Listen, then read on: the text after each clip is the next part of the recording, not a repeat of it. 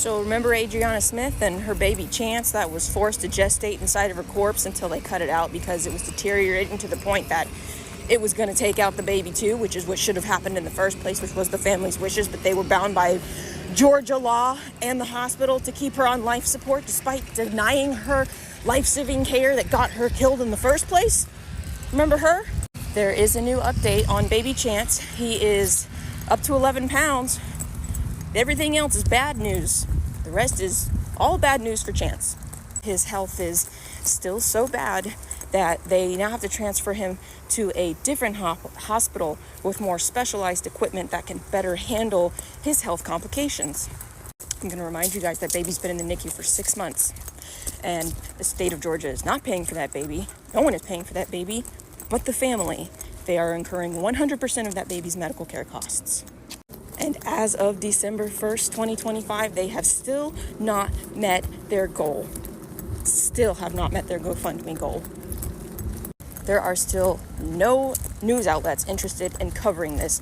You can't even just say major news outlets because not even the local ones are interested in talking to this family or covering this baby's struggle. This family deserved better, and it's only a matter of time before they do it to someone else.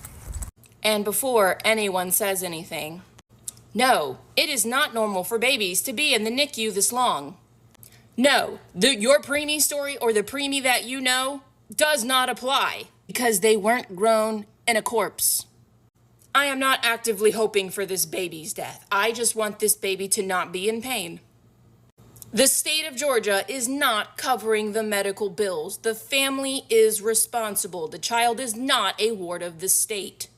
The person who is actually taking care of Chance, which is his grandmother, April Newkirk, she is the one who is giving updates. She is also the one who, right before Thanksgiving, posted an update on the GoFundMe, and she said she was feeling down. This family is still suffering every single day, and let me remind you that she had a son, and he is witnessing all of this.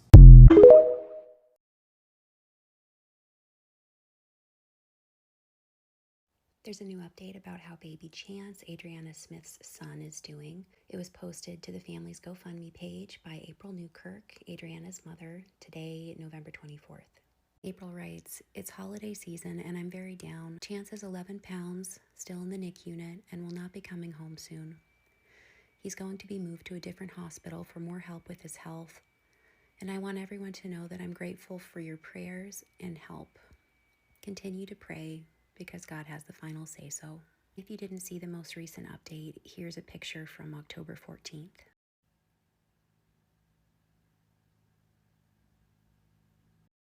Thanks to those of you that have continued to be interested in this story. Many of you have asked for updates, and this is the most recent one. One last reminder here to go ahead and visit the family's GoFundMe page if you're interested in the most up-to-date information, and while you're there, to consider donating to the family. God only knows what you've been through. God only knows what they say about you. God only knows how it's killing you. But there's a kind of love that God only knows. God only knows what you've been through. God only knows what they say about you. But God only knows the real you. There's a kind of love that God only knows.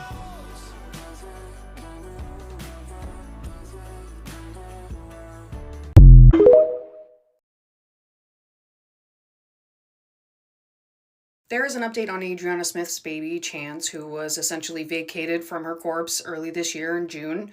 And for a refresher, he was born at 25 weeks of gestation. And his grandmother posted on the GoFundMe that she was feeling very down the day before Thanksgiving, saying that Chance is not meeting the milestones that he needs to meet. He's still only 11 pounds despite being months and months old, and he's having trouble breathing on his own still even now. Update, she says that he's going to be moved to a different hospital with specialized care for him, as he still needs to use the CPAP a lot of the time. And it's really, really terrible, this entire situation around, from them missing the fact that she had an illness that she went to the hospital for, causing her death. And essentially the fact that the state of Georgia is not going to pay for this care. There is a GoFundMe, which I will link below. But all around, Chance was not given a really good chance at life at all. Because again, he's got to be at least 6 months old by now, and he's only 11 pounds, and he can't breathe on his own. And this is all due to the pro-lifers. This is all of your faults, essentially, for pushing this narrative and making this poor baby go through all of this.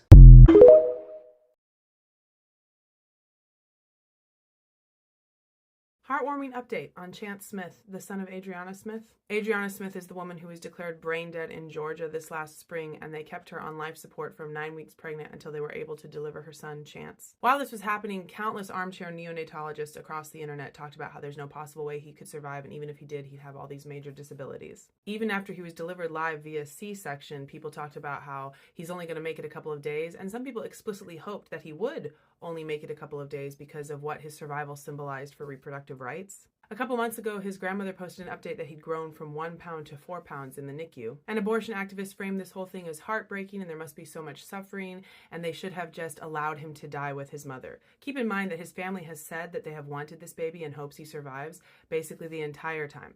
Anyway, a couple weeks ago, they posted another update. He has now grown to 8 pounds. His lungs are still underdeveloped, which is very common for preemies, and so he is still in the NICU, but they are hoping they'll be able to take him home in the next month or so, and he also got to meet his older brother via video. The updates that abortion activists and journalists can't frame as total catastrophes don't always make it into the news cycle, but you can keep track of how he's doing when his grandmother posts updates at the family's GoFundMe, which is right here.